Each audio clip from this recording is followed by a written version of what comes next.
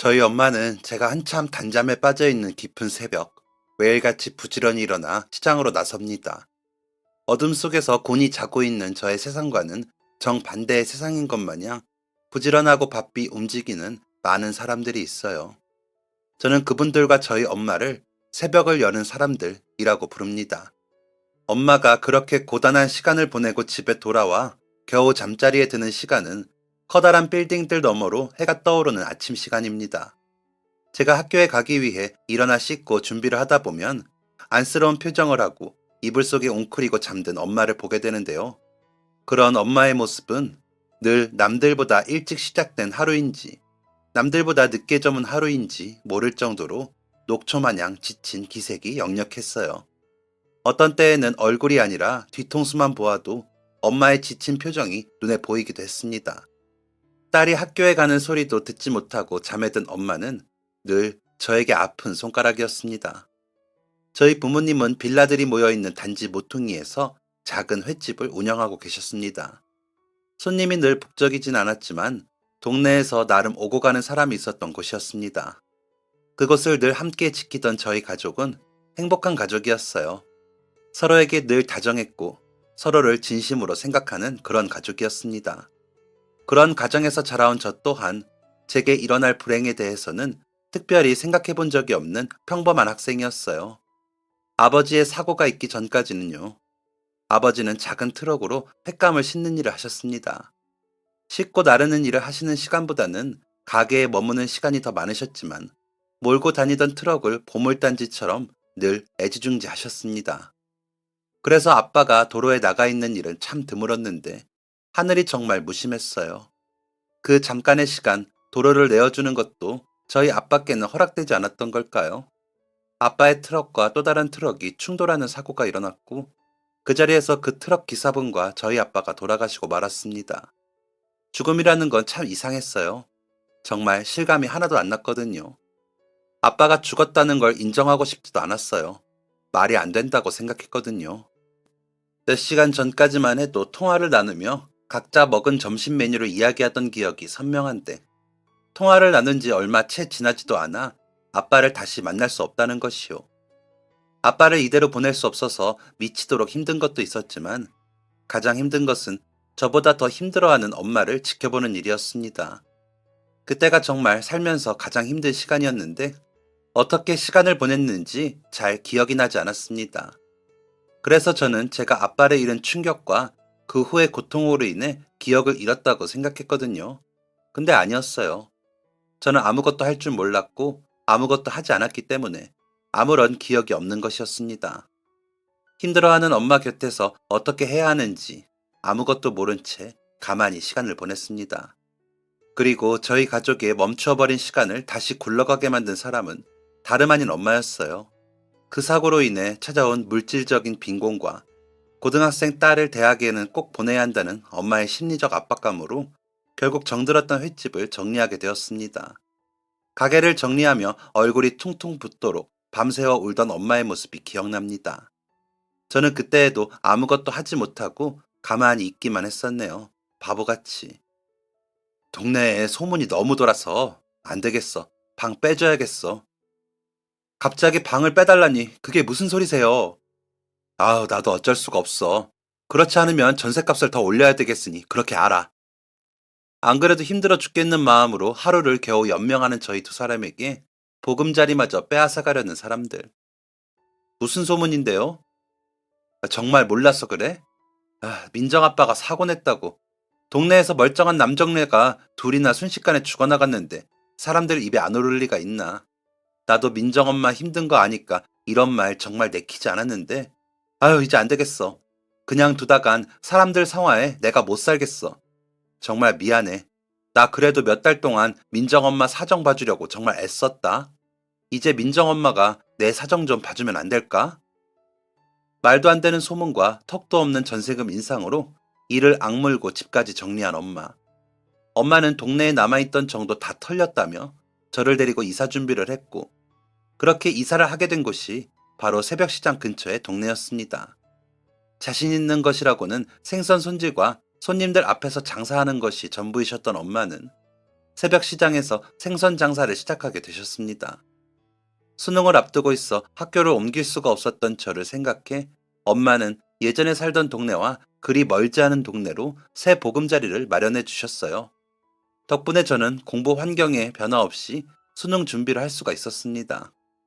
엄마와 저, 우리 두 사람에게 달라진 것은 아빠의 빈자리와 그로 인해 혼자 생계를 책임져야 하는 어머니의 고단함이었고, 하루하루를 힘들게 버텨내는 엄마를 보며 더 필사적으로 공부를 했던 것 같아요. 어떤 딸이 되어야 엄마를 더 편하고 행복하게 해줄 수 있을까? 어떤 장래 희망을 가져야 할까? 라는 고민보다 더 자주 했던 고민이었습니다. 우선 저는 학교 선생님의 조언대로 공부를 열심히 잘해서 좋은 대학에 가기로 마음먹었습니다. 기다리던 수능날이 되었습니다. 뉴스며 각종 방송, 각종 가게들은 수능을 응원하는 메시지들로 가득했어요. 수능을 보는 당사자인 저는 크게 실감나지 않았던 11월. 마음속엔 오직 시간이 얼른 흘러 엄마 대신 안정적으로 돈을 버는 사람이 되어 있었으면 좋겠다는 생각뿐이었습니다. 담담한 마음으로 눈을 뜬 수능날 아침, 매일 아침마다 제가 나갈 준비를 할 때면 늘 잠에 들어있던 엄마께서 쉽사리 잠들지 못하고 주방을 서성였습니다. 수능 전날 새벽은 평소보다 더 추워서 많이 지치고 피곤하실 텐데. 엄마, 아침 안 챙겨줘도 돼. 나 아침 먹으면 졸릴 것 같아. 그냥 들어가서 주무세요. 그래도 오늘이 어떤 날인데 밥은 먹고 가야 되지 않겠어? 괜찮다니까. 어제 추워서 더 힘드셨을 텐데. 얼른 따뜻한 이불 속으로 들어가셔, 엄마. 방으로 들어가 얼른 주무시라는 저의 말도 소용이 없었어요. 저야 사실 엄마의 속마음을 잘 알고 있었습니다. 제가 아는 저희 엄마는 시험 보는 딸 빈속으로 보내기 싫어 저리 고집을 피우시는 분이니까요. 행여 정말 피곤한 몸으로 밥이라도 차리실까? 후다닥 옷을 챙겨 입고 집을 나섰습니다. 순식간에 집을 나서는 와중에도 엄마는 안절부절하시며 문을 나서는 저를 붙잡으셨습니다. 민정아, 밥이 부담스러우면 우유라도 한 잔 마시고 가. 현관을 나서는 제 앞을 가로막은 엄마는 물컵을 가득 채운 우유를 내밀었습니다. 벌컥벌컥 따뜻하게 데워진 우유를 마시고 나니 자양강장제라도 들이부은 듯 체력이 샘솟는 기분이 들었어요. 엄마의 사랑이 담긴 우유 한 잔에 힘입고 나니 왠지 모르게 오늘 시험이 굉장히 잘 풀릴 것 같았답니다. 우유 한 컵을 다 마시고 웃어 보였는데도 엄마는 마음이 편치 않으신지 영 표정이 좋지 못하셨어요. 엄마, 나 힘난다, 힘. 나 오늘 시험 무지하게 잘 볼 것 같아. 다녀올게요. 걱정 말고 푹 주무셔. 이따 점심때 전화할게. 미안하다, 엄마가. 너 수능 보는 날 아침도 못 챙겨주고 도시락 하나 없이 빈손으로 보내서 미안해. 괜찮아. 나 원래 속에 뭐가 들어가면 책상에 잘 못 앉아 있잖아. 시험 치는 날이니 속은 공부한 내용으로만 꽉 채워야 한다니까. 아유, 얼른 들어가. 나 늦겠어. 응, 그래. 어여가. 차 조심하고. 쉽사리 잡은 손을 놓지 못하고 연신 미안하다고 하시던 엄마에게 먼저 등을 돌려 집을 나섰습니다. 길어지는 대화에 하마터면 눈물이 날 뻔했거든요. 행여 제 눈물을 보시기라도 한다면 그 마음이 더 찢어질 것이니 얼른 돌아서야 했습니다. 집에서 완전히 빠져나와 버스 정류장으로 가는 골목에 들어섰을 때 우다다다 하고 누군가 달려오는 소리가 들렸습니다. 민정아! 깜짝 놀라 뒤를 돌아보니 이 추운 겨울날 겉옷 하나 걸치지 않고 맨발에 슬리퍼 차림을 한 채 손에 지폐를 쥐고 달려오는 엄마가 계셨습니다. 엄마, 왜? 시험장까지만 엄마랑 같이 가자. 가는 길에 김밥이라도 사서 들여보내야지. 나 저번에 받은 용돈도 있는데 왜 뭐하러 나와 추운데 이러고 잠바도 안 입고. 그래도 엄마가 더 좋은 거 못 해줘서 미안해 우리 딸. 얼른 가자. 뭐가 미안해 자꾸. 안 되겠다. 그럼 엄마 들어가서 옷이라도 입고 나와. 양말도 신고. 오늘 추워 감기 걸려. 그럴까? 지금 엄마 좀 그렇지? 그럼 잠깐만 여기서 기다릴래? 엄마 얼른 옷 입고 나올게. 응, 감기 걸려 진짜. 가서 옷 입고 나와. 일찍 나온 거라 시간 많으니까 천천히 입고 나와. 알았어. 조금만 기다려. 괜찮다고만 하다가 알겠다고 하는 제 대답이 마음에 드셨는지 엄마는 흔쾌히 옷을 입고 다시 나오겠다고 하셨습니다. 아까와는 달리 한층 표정이 밝아진 엄마의 모습에 저도 기분이 훨씬 가벼워졌어요. 그냥 밥 해주신다고 할 때 진작 먹고 나올 걸 그랬나. 괜히 제가 고집을 피워 추운 날 엄마를 밖에까지 나오시게 만든 건 아닌지 살짝 후회를 하며 쪼그려 앉아서 바쁘게 나오느라 풀려버린 운동화 끈을 묶고 있는데 저 멀리서 든든하게 겨울 잠바를 꺼내 입고 달려오는 엄마가 보였어요. 민정아, 엄마 잠바 입었다. 천천히 와, 뛰지 말고. 뛰지 말라는 제 말에도 끝까지 달려오는 엄마를 지켜보다가 묶고 있던 신발끈을 마저 묶으려고 고개를 숙였습니다. 그리고 정말 찰나의 그 순간 끼콩 하는 큰 소리와 함께 엄마가 바닥에 쓰러지셨습니다. 골목에서 달려오던 오토바이가 그대로 엄마와 부딪힌 것이었어요. 깜짝 놀라 한 걸음에 달려가지도 못하고 굳은 채로 서 있었습니다. 믿어지지가 않는 상황에 꿈인가 하는 생각이 먼저 들 정도였어요. 엄마와 부딪혀 함께 넘어졌던 오토바이에서 어려 보이는 남자 한 명이 용수철처럼 튀어올라 엄마께 달려가는 것을 보고서야 꿈이 아니라는 걸 깨달은 제가 정신없이 달려갈 수 있었습니다. 엄마! 괜찮으세요? 얼른 병원에. 눈을 어디다 두고 다니시는 거예요? 엄마, 괜찮아? 엄마! 엄마! 민정아, 엄마 괜찮아. 너 얼른 가봐. 이거 가지고. 엄마는 피를 철철 흘리는 와중에도 제 손에 지갑을 쥐어주시며 얼른 가보라는 말씀을 하셨습니다. 그 모습에 저도 모르게 짜증이 치밀어 엄마에게 화를 냈어요. 엄마, 지금 그게 나한테 할 소리야? 아저씨 뭐예요? 빨리 119 안 부르고. 아, 네, 죄송합니다. 당신 내가 가만히 안 둘 거야. 엄마, 지금 피 많이 나, 엄마. 엄마 괜찮다니까. 엄마 혼자 병원 가서 치료받을 수 있어. 진짜 괜찮으니까 얼른 가, 응? 엄마는 계속해서 괜찮다는 말만 되풀이 하셨습니다. 하지만 제가 본 엄마의 모습은 전혀 괜찮지 않아 보이셨어요. 많은 양의 피가 엄마의 다리에 물들었고 저는 미칠 것 같은 두려움과 가슴이 찢어지는 걱정으로 엄마의 곁에서 한 발자국도 뗄 수가 없었습니다. 엄마는 제가 시험장으로 가길 바라셨지만 저는 가지 않았어요. 제가 아니라 세상 그 어떤 딸이라도 자신의 엄마가 이렇게 된 상황에서 그깟 수능 따위 아무것도 아니지 않을까요? 엄마를 달래고 걱정이 울부짖는 목소리로 사고를 낸 사람을 다그치는 와중에도 이 모든 게 꿈이라면 얼마나 좋을까 하고 희망을 놓지 않았던 기억이 납니다. 잠시 후 신고를 받은 경찰과 119가 도착을 했고 요란한 소리에 이웃집 사람들이 하나둘 모여들기 시작했어요. 정말 죄송한데요. 우리 딸이 오늘 수능을 봐야 하는데 제가 이렇게 돼서 저 말고 우리 딸부터 먼저 시험장까지만 데려다 주실 수 있을까요? 저 때문에 지금 많이 늦었을 거예요. 부탁드립니다. 엄마가 경찰관의 얼굴을 보자마자 꺼낸 첫 마디였습니다. 엄마의 말씀을 듣고 경찰관 한 분이 제게 물으셨어요. 지금 시험장 가던 길이었어요? 시험장이 어디예요? 거기 희망고등학교예요. 희망고등학교요? 김순경, 지금 몇 분 남았지? 30분 남았습니다. 학생, 우선 타요. 어머니는 우리가 병원까지 잘 모셔다 드리고 치료받는 것까지 지켜봐 드릴 테니까 시험장으로 갑시다. 지금 가면 충분히 갈 수 있어요. 민정아, 엄마 말 들어, 응? 엄마 진짜 괜찮아. 너 수능 준비 얼마나 열심히 했는데. 얼른 가, 응? 끝까지 제 수능 시험을 포기하지 않았던 사람은 엄마였습니다. 결국 미칠 것 같은 마음을 안고 경찰차에 탔어요. 시험 잘 보고 오겠습니다, 어머니. 하고 말씀드려요, 학생. 경찰관 아저씨가 엄마 쪽으로 창문을 열어주셨고 쉽사리 떨어지지 않는 제 입 대신 엄마의 입이 한 번 더 열렸어요. 딸, 엄마 걱정 말고 오늘 잘해. 끝내 아무 말도 하지 못하는 제가 답답하다는 듯 경찰관 아저씨는 한숨을 쉬며 차를 출발하셨고 차가 출발함과 동시에 들것에 실려 구급차에 올라타는 엄마의 모습이 사이드 미러에 고스란히 담겼습니다. 시험장까지는 20분 거리, 시험을 다 치르고 나오면 6시는 될 텐데 그 긴 시간 동안 아픈 몸으로 혼자 병원에 계실 엄마를 생각하니 이건 아니다 싶었습니다. 엄마가 아닌 수능 시험을 선택한다면 평생을 두고두고 후회할 것 같았습니다. 저는 결국 경찰관 아저씨께 다시 부탁드렸어요. 경찰 아저씨, 저 엄마가 걱정돼서 도저히 시험을 못 보겠어요. 저희 엄마 많이 다치셨어요.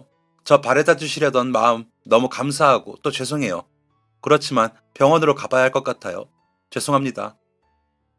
아이고, 학생의 엄마를 정말 많이 사랑하나 보네요.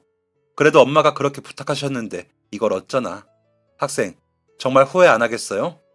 네, 후회는 제가 엄마 대신 시험장으로 갔을 때 하게 될 것 같아요. 아니, 이미 지금 하고 있어요. 처음부터 같이 갈 걸. 처음부터 엄마가 아침밥 차려주시겠다고 했을 때 먹고 나올 걸. 그랬으면 사고도 나지 않았을 텐데. 너무 후회돼요. 아저씨, 무엇보다 세상에 가족이라고는 엄마랑 저 둘뿐인데 지금 제가 아니면 엄마 곁에 있어줄 사람이 없어요. 울지 마요, 학생. 학생 마음이 정 그렇다면 병원으로 가야지. 수능은 내년에도 있고 내후년에도 있고 지금 어머니 곁에는 누구보다 가족이 필요하겠네요. 감사합니다. 감사합니다. 죄송합니다. 죄송합니다. 경찰관 아저씨도 처음에는 저를 말리시다가 제 이야기를 듣고는 흔쾌히 차를 돌려주셨습니다. 저 하나로 인해 너무나도 번거로우셨을 경찰관 아저씨께 죄송했지만 그때 제 머릿속은 온통 엄마 생각뿐이었어요. 수능 시험장으로 가던 속도보다 훨씬 빠른 속도로 병원까지 저를 바래다 주신 경찰 아저씨께 감사 인사를 수차례 드리고 들어선 응급실은 정말 견디기 힘들었습니다. 아빠 생각이 나지 않을 수가 없었어요.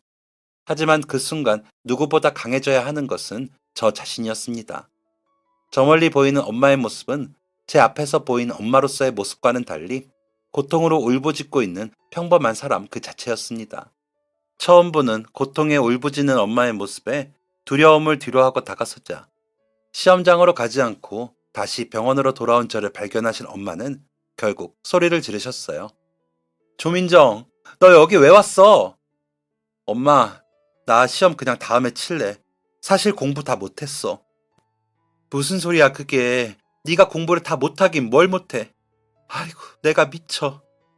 엄마, 나도 미치겠다. 엄마 이렇게 다쳤는데 왜 자꾸 나보고 시험 보러 가라고 하는 거야? 엄마 나한테 하나뿐인 가족인데. 아휴. 터져나오는 눈물을 참지 못한 저희 두 사람은 결국 서로를 어설프게 부둥켜 안고 눈물을 흘렸습니다. 고맙다. 고마워 민정아. 사랑하는 내 딸. 둘도 없는 내 딸. 엄마 얼른 나을게. 안 아플게. 잠깐의 작별 인사를 나누고 수술대에 오른 엄마. 수술에 들어간 엄마를 기다리는 시간은 꽤 길었습니다. 입이 바짝바짝 마르고 속은 시꺼멓게 타들어가는 기분이었어요. 이미 세상에 없는 아빠를 속으로 수백 번 부르며 얼마나 기도를 했는지 모르겠습니다. 아빠, 제발 우리 엄마 좀 도와줘. 긴 기다림의 끝에 문이 열리고 엄마의 수술이 끝났다는 이야기를 듣자 다리에 힘이 풀렸습니다. 엄마는 언제 볼 수 있나요? 지금 회복실에 계시니 조금만 더 기다리시면 뵐 수 있습니다. 그렇게 기다림의 시간은 또 흐르고 수술을 마친 엄마의 얼굴을 드디어 보는 순간 별일 없었다는 듯 활짝 웃어 보이는 엄마의 얼굴에 그만 아이처럼 소리내어 엉엉 울고 말았어요. 병원을 들어서는 순간 분명히 오늘 세상 누구보다 강한 딸이 되자고 다짐했건만 그 다짐이 무너지는 순간이었습니다. 왜 울어? 엄마 이렇게 멀쩡한데. 멀쩡하긴 뭐가 멀쩡해. 많이 아프지? 괜찮아, 울지 마. 엄마 진짜 안 아픈데 너 우는 거 보면 마음이 아프지. 알았어, 안 울게. 아프지 마. 아, 맞다. 엄마 이렇게 만든 그 자식은 어딨어? 괜찮다고 웃어 보이는 엄마의 모습이 전혀 괜찮지 않다는 걸 알면서도 수술은 잘 마쳤다는 생각에 마음이 놓이기도 했습니다. 한숨 돌리고 나니 오토바이를 타고 엄마에게 돌진했던 그 사람에 대한 분노가 차올랐어요. 그 사람은 어디 있냐는 저의 물음에 엄마가 난처한 듯 제 눈치를 보셨습니다. 그게 이따 엄마 태어나고 나면 그때 이야기해 줄게. 조금은 어두워진 얼굴로 말을 돌리려는 엄마의 모습이 왠지 가슴이 아팠어요. 혹시나 그 순간의 기억이 엄마를 힘들게 하는 걸까 걱정이 되었습니다. 그래서 결국 말씀해 주실 때까지 기다리기로 했어요. 수술도 잘 끝났고 자꾸만 괜찮다고 강조해서 말씀하시는 엄마의 모습에 너무 방심했던 걸까요? 며칠이 지나도 생각보다 회복 속도가 더딘 엄마의 모습을 보고 이상함을 느꼈습니다.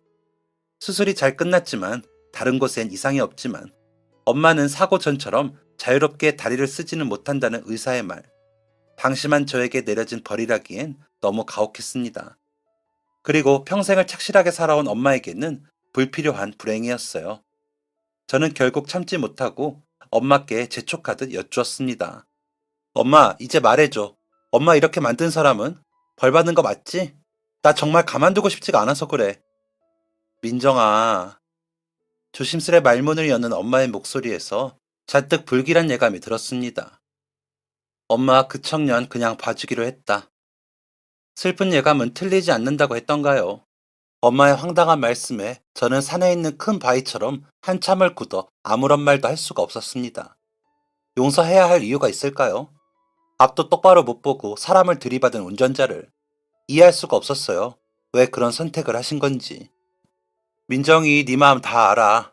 지금 하나도 이해 안 가고 황당하고 답답하겠지. 그런데 있지 민정아. 엄마는 그 청년이 너무 안쓰러워. 그 청년 알고 보니 우리 동네에서 꽤 유명하더구나. 나이 많은 할머니 혼자 모시느라 학교도 제대로 못 다니고 힘들게 사는 청년이래. 한 푼이라도 더 벌겠다고 아침 일찍부터 밤 늦게까지 일하고. 그건 그렇다 쳐도 아무리 그래도 엄마를 다치게 했는데. 게다가 그날 사고 말이야. 처음부터 엄마 쪽으로 달려오던 것도 아니었고 골목 입구에서 바닥에 앉아 놀고 있던 어린아이 2명을 피하려다가 그렇게 된 거였대. 만약 못 피하고 아이들이랑 부딪혔을 걸 생각하면 차라리 엄마가 이 정도로 다치고 만 게 다행이잖니. 일부러 그러려고 한 것도 아니고 애들 피하려다가 그렇게 된 것을 그걸 잘못이라고 하기가 엄만 너무 미안하더라.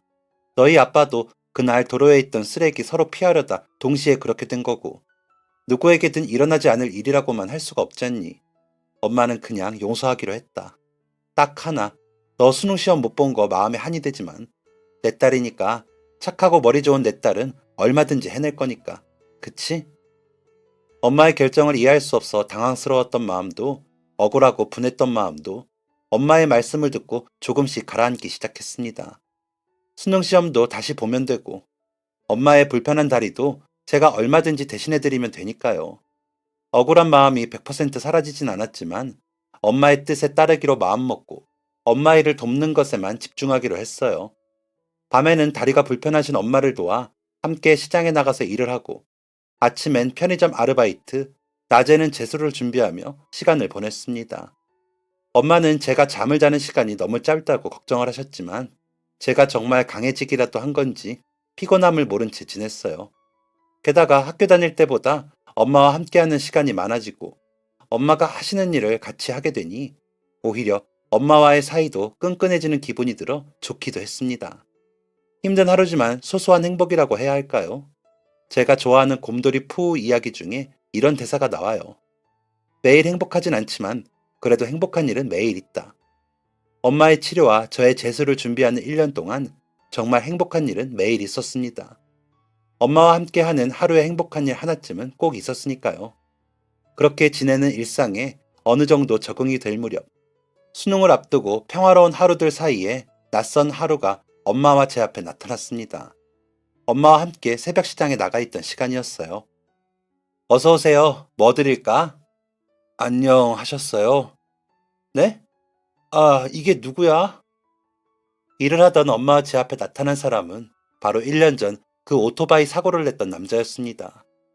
사고 당시에는 경황이 없어 살피지 못했던 그 남자의 모습은 생각보다 더 많이 아인 모습이었어요. 갑작스러운 그 남자의 등장에 마음속 묻어두기로 했던 분노가 울컥 치밀었지만 엄마의 말씀을 떠올리며 왜 딱하게 생각하셨는지 조금은 이해가 가기도 했습니다. 저희 두 사람 앞에 서는 것이 많이 긴장되는지 벌벌 떠는 어깨를 하고 조심스럽게 인사를 건네던 남자. 그 얼굴은 저보다 나이가 많아봐야 3살 정도 많아 보이는 얼굴이었습니다. 엄마도 처음에는 당황하는 듯 하셨으나 이내 보온병에 들어있던 차 한 잔을 남자에게 건네며 반가운 어투로 안부를 물었습니다. 이 시간에 여기는 어쩐 일로 왔어요? 춥죠? 이거 한 잔 들어요. 감사합니다. 여태 일하다 온 거예요? 네, 지나가는 길에 동네 분들께 여쭈어 보니 여기로 가면 뵐 수 있을 거라고 하셔서 아직 다리가 불편하시다고 들었습니다. 죄송합니다. 아니, 뭘 여기까지 와서 죄송하다고 그래요. 시간도 흘렀고 이제 정말 괜찮은데 벌써 1년이나 지났어요. 아직도 미안해하며 살면 어쩌나 그래. 하루도 빠짐없이 죄송한 마음으로 지냈습니다. 도저히 그냥 과거의 일로만 두고 살아가서는 안 될 것 같아서. 따님이랑 새벽부터 힘들게 일하신다고 하시기에 제가 뭐라도 돕고 싶어서 왔습니다. 혹 제 얼굴을 마주하는 것만으로도 힘드시다면. 그래요? 잘됐다. 마침 나도 오늘 누가 도와줬으면 하는 일이 하나 있었는데. 엄마, 이거 여기 이 주소로 좀 가져다 줄래요? 네, 제가 하겠습니다. 그래요. 조심해서 다녀와요. 엄마, 지금 뭐 하는 거야? 이그, 1년 내내 그날 생각만 하며 마음 졸였을 걸 생각하니 짠해서 그런지 할머니 모시랴 밥벌이 하랴 몸이 2개라도 모자랐을 텐데 1년이 지났는데도 죄책감에 여기까지 찾아올 정도면 나한테 죄송하다고 했던 그때의 모습에 거짓이 하나도 없었다는 거 아니겠니? 난 여태껏 이렇게 몸 멀쩡히 잘 지내는데 저렇게 심부름이라도 하면 그래도 도왔다는 생각에 조금이라도 마음의 짐 덜 수 있지 않을까 하는 거지. 딸, 지난 일이고 용서하기로 했으니 너무 미워하지는 마. 엄마의 말씀에 더는 아무런 말을 할 수가 없었던 저는 엄마의 뜻을 따르기로 했던 1년 전 그날을 되새기며 애써 모른 체 하기로 했습니다. 엄마가 알려준 주소에 배달을 해주고 온 남자는 쭈뼛쭈뼛 다시 저희 자리에 서 있었습니다. 저희는 장사가 끝나는 시간까지 별다른 대화를 나누지 않았어요. 그저 서로가 조금은 어색하고 불편한 마음으로 자리를 지킬 뿐이었죠. 장사를 마무리하는 시간, 분주한 엄마와 저의 손길을 어쩔 줄 모르고 지켜보기만 하던 남자가 시장 사람들이 하나둘 떠나가자 엄마 앞으로 와 무릎을 꿇었습니다. 갑작스러운 남자의 행동에 당황해버린 엄마와 저는 어떻게 행동해야 할지 몰라 남자를 그저 바라보기만 했습니다. 잠깐의 침묵 끝에 잔뜩 목이 맨 목소리로 남자가 말했습니다. 1년 전 불쑥 일으킨 사고로 불편함을 드리고도 모자라 1년 후인 지금까지 불쑥 나타나 이렇게 멋대로 사죄를 드려 죄송합니다. 동네 어르신들께서 제 사정을 전해주셔서 그 이야기를 듣고 저를 선처해 주셨다고 알고 있습니다. 제가 어렵게 살고 있는 것과는 별개로 잘못을 했다면 그에 맞는 도리를 지켜야 한다고 생각해 고민 끝에 찾아뵙게 되었습니다. 찾아와서 당장 무릎을 꿇고 싶었지만 주변 상인분들도 계시고 해서 혹시나 되려 누가 될까 망설이게 되었습니다. 죄송합니다. 뜬금없이 찾아뵈었음에도 불구하고 미워하지 않는 얼굴로 맞이해 주셔서 제가 정말 어찌할 바를. 감사했습니다. 저 때문에 불편해진 몸은 어떤 돈으로도 보상해 드릴 수 없다는 걸 알고 있지만 그동안 하루도 빠짐없이 죄송한 마음으로 모았습니다. 보상이라고 하기엔 턱없이 부족하고 작은 돈이지만 받아주실 수 있을까요? 따님이 그날 수능도 못 치르고 재수를 준비하고 있다고 들었는데 정말 턱없이 부족한 돈이지만 등록금이라도 보태시면 어떨지. 주제 넘었다면 죄송합니다. 남자는 무릎을 꿇고 한참 동안 긴 이야기를 털어놓았습니다. 흘낏 쳐다본 엄마의 눈가에는 어느새 눈물이 그렁그렁 맺혀 있었고 저 또한 남자의 이야기를 들으며 그동안 혼자 끙끙 앓았을 마음고생이 눈에 보여 조금 안타까운 마음이 들었어요. 남자의 말이 끝나고 나서도 저희 세 사람 사이에는 한참 동안 눈물을 훌쩍이는 소리만 맴돌았고 침묵을 깬 것은 그 누구의 목소리도 아닌 엄마의 발자국 소리였습니다. 엄마는 조용히 남자에게 다가가 한없이 바닥으로 꼬꾸라진 몸을 일으켜 주셨습니다. 바닥이 찬데 이제 그만 일어나요. 남자는 망설이는 듯하다 엄마의 손에 이끌려 몸을 일으켰고 순간 휘청하는 남자를 보며 엄마는 장난스레 한마디를 던지셨습니다. 다리에 지났어요? 네, 별것 아닙니다. 못 살아. 솔직해서 좋네. 엄마와 남자의 짧은 대화에 저도 피식 웃음이 새어나왔습니다. 그 와중에 농담을 던진다는 것은 대체 얼마나 마음이 넓어야 가능한 것일까요? 엄마의 웃음소리에 남자도 조금 긴장이 풀리는지 살며시 미소를 지어 보였습니다. 그 작은 미소에 엄마가 남자의 등을 토닥이며 말씀하셨어요. 웃으니까 더 좋네. 이름이 뭐라고 했었죠? 이현석입니다. 얼른 집에 들어가 봐요. 어르신 기다리신다. 남자는 그날 이후로 엄마와 연락처를 교환한 건지 시장에서 배달이 필요한 날이면 어김없이 찾아와 필요한 양의 배달을 해주고 돌아가곤 했습니다. 그런 남자의 행동이 싫지 않은 듯 엄마는 남자가 오는 날에 평소보다 더 제잘제잘 말씀이 많아지셨고 엄마의 웃는 얼굴을 보는 저 역시 기분이 나쁘지만은 않았습니다. 어쨌든 엄마가 좋아하시니 좋았던 거였어요. 저는 그 해의 수능은 예정대로 무사히 잘 치를 수 있었고 원하던 대학에 무사히 합격까지 했습니다. 엄마께서는 남자에게 받은 돈을 정말 제 대학 등록금에 보태어 사용하셨어요. 그리고 제가 대학에 입학한 이후 학비를 벌기 위해 시작한 아르바이트와 대학 공부에 드는 시간들로 인해 엄마의 일을 도울 수 있는 날들이 줄어들었는데요. 그런 날들엔 어느덧 자연스레 그 남자가 제 빈자리를 대신해 엄마를 도왔고, 시장에서는 필요한 양만큼 배달까지 해주는 서비스까지 생기자 예전보다 더 많은 손님들이 좋아해 주시기도 하셨습니다. 그렇게 얼굴을 자주 보게 되고 제법 농담도 주고받는 사이가 되니 제게 만약 오빠가 있었더라면 이런 느낌이었을까 하는 생각을 하게 되더라고요. 엄마의 몸도 불편하시고 아빠도 돌아가시고 없으니 저도 몰래 의지할 곳을 찾고 있었는지도 모르겠어요. 착실하고 마음씨 착한 남자의 모습은 저희 부모님의 모습과도 많이 닮아 있어 마치 오빠 같다는 느낌을 많이 받았습니다. 민정아, 아직 집에 안 갔으면 이리 와서 오빠 뭐 하고 있는지 좀 봐라. 도서관에서 공부를 하다 집에 돌아가는 길, 엄마의 메시지를 받고 무슨 일이 생긴 건가 싶어 불이 나게 시장으로 달려갔습니다. 무슨 사고라도 친 건지, 대체 무슨 일이기에 엄마가 메시지를 보낸 건지 머릿속으로 상상의 나래를 펼치면서요. 그리고 도착한 시장에서 무수히 많았던 상상들 속에는 전혀 없었던 완전 충격적인 모습. 가판대 구석에 턱을 괴고 앉아 꾸벅꾸벅 졸고 있는 오빠를 볼 수 있었습니다. 제가 온 걸 발견하고 조용히 하라는 손모양을 입 앞에 가져다 대는 어머니. 괴고 있는 팔뚝 아래로 검은 머리칼이 흔들거리는 모습이 그렇게 웃기지 않을 수가 없었습니다. 엄마와 저는 그렇게 한참 동안을 둘이서 키득거렸고, 구매하러 들른 손님들도 오빠의 그런 모습이 재미있고 안쓰러운지 속닥속닥 작은 목소리로 거래를 하시고 가셨답니다. 한참 지나 잠에서 깬 오빠는 졸지 않은 척 주위를 두리번거렸어요. 현석이 잘 잤어? 죄송합니다. 방금까지 재밌고 웃겼던 상황이 오빠의 죄송하다는 말 한마디에 가슴 짠한 상황이 되었습니다. 왜인지 모르겠지만 가족처럼 오빠처럼 구는 현석이 오빠에게 이맘때쯤부터 유독 더 마음이 짠하기 시작했었어요. 오빠는 제가 자기를 짠하게 생각하는지도 모르고 그저 다정하고 따뜻하게만 대해주었습니다. 그리고 제가 오빠에게 다른 감정을 가지게 된 건 기말고사가 끝나고 대학 선배들과 함께 술을 마신 날이었어요. 평소 술을 잘 마시지 못하던 제가 반강제적으로 술을 마시고 취해버린 날, 함께 있던 친구들이 제 핸드폰으로 엄마께 전화를 걸었습니다. 형제 없이 엄마와 둘이 사는 걸 알기에 엄마에게 전화를 걸 수밖에 없는 상황이었던 것입니다. 전화를 받고 너무 놀란 엄마는 저를 데리러 올 방법이 없어 오빠에게 부탁을 하게 되었고, 그렇게 오빠가 저를 데리러 오게 되었습니다. 그날 어떻게 집으로 돌아갔는지 필름이 끊겨 기억이 잘 나지 않지만 제가 기억하는 건 딱 하나.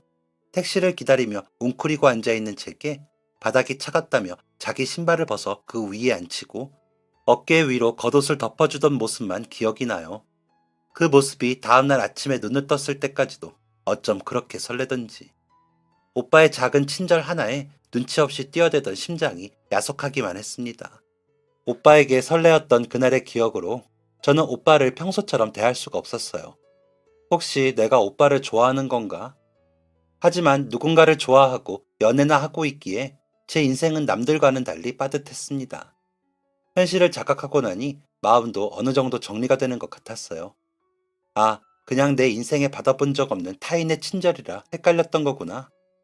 그렇게 좋아하는 듯 좋아하지 않는 마음으로 오빠를 정말 친오빠 같은 사람으로만 생각하려고 노력하며 대학생활 4년이라는 시간도 금방 지나갔습니다. 그동안 엄마는 오빠 덕분에 새벽시장 친절 배송 서비스로 손님들과 신뢰를 쌓으셨고, 오빠는 엄마에게마저 없어서는 안 될 존재가 되어 있었어요. 대학을 졸업하고 저는 취업의 길로 들어섰습니다. 어떤 직장이 좋을까 고르는 과정에서 큰 선택지는 없었습니다. 저는 안정적이고 오래 일할 수 있는 그런 직장을 원했거든요. 평생 엄마를 모실 생각을 하면 안정적인 직장보다 더 제게 필요한 것은 없다고 생각했습니다. 잠을 줄여가며 좋아하는 사람들과 시간을 보내고 즐기는 시간을 포기하며 취업 준비를 한 결과 취업을 목표로 했던 한 공기업에 무사히 취업을 할 수 있게 되었습니다. 민정이 취업 축하해. 이제 어엿한 어른이 되었네. 엄마, 평생 행복하게 해줄게. 나만 믿어. 민정아, 축하한다. 너라면 회사 생활도 척척 잘해나갈 거야. 고마워, 오빠. 오빠의 응원과 도움들도 정말 많은 힘이 되었던 거 알지? 내가 한 게 뭐 있다고. 다 너가 똑똑하고 성실해서 잘 된 건데.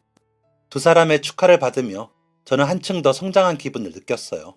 그리고 가족만큼 제게 큰 힘이 되는 존재는 없다고 생각했습니다. 그런 생각을 하면서 자연스레 오빠를 가족으로 여기고 있는 제 자신을 발견할 수 있었고요. 취직을 하고 나니 가족들과 함께 할 수 있는 시간도 자연스레 늘어났습니다. 보통은 일하느라 피곤해서 바빠서 시간이 더 줄어든다고들 하는데 저는 달랐습니다. 대학을 다니고 아르바이트를 하던 지난 4년이 더 바빴으니까요. 마음의 여유가 생겼다고 해야 하나요? 퇴근 후의 시간들은 온전히 엄마와 보낼 수 있다는 것에 너무 행복했던 저는 그동안 묻어두고 외면했던 오빠에 대한 감정이 다시 일깨워지고 있다는 걸 깨닫게 되었어요. 이제는 더 이상 때려야 뗄 수 없는 사이가 된 오빠와 저, 그리고 엄마.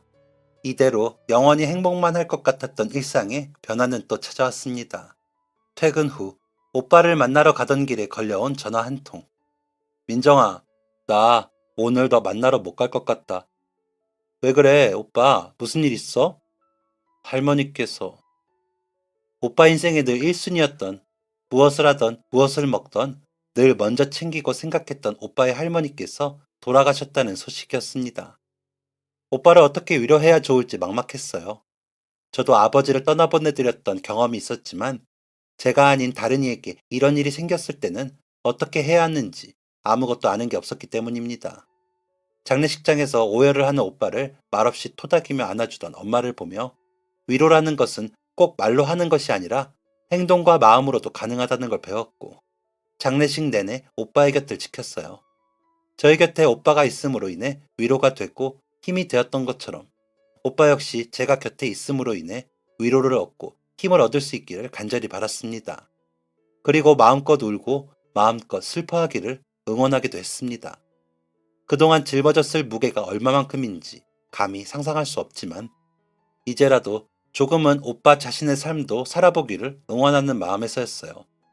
많이 힘들어하던 오빠의 긴 작별 인사가 끝이 나고 다시 일상으로 돌아와 평소처럼 다정히 웃어주는 오빠를 향해 그냥 한번 나쁜 마음을 먹어볼까 합니다. 저와 둘이서 밥을 먹다 오빠가 무심히 던졌던 그 말이 자꾸만 마음에 걸립니다. 이제 진짜 혼자야. 할머니께서도 돌아가시고 이 세상에 가족이라고는 나 자신뿐이네. 겁도 나고 두렵기도 하다가도 언제부터 내가 그런 걸 겁나하고 두려워했나 싶어서 스스로가 우습기도 하고 그래. 늘 일상이었으니. 오빠가 왜 혼자야? 나도 있고 우리 엄마도 계시는데. 으이그 말이라도 고맙다 꼬맹아. 든든하다. 그 자리에서 바로 말하고 싶은 걸 꾹 참느라 정말 힘들었습니다. 나는 오래전부터 이미 오빠를 가족처럼 생각하고 있었다고. 오빠가 우리 엄마 아들 하는 게 좀 그러면 나와 가정을 이루어보는 건 어떻겠냐고. 제가 이 사람의 가족이 되어줘도 될까요?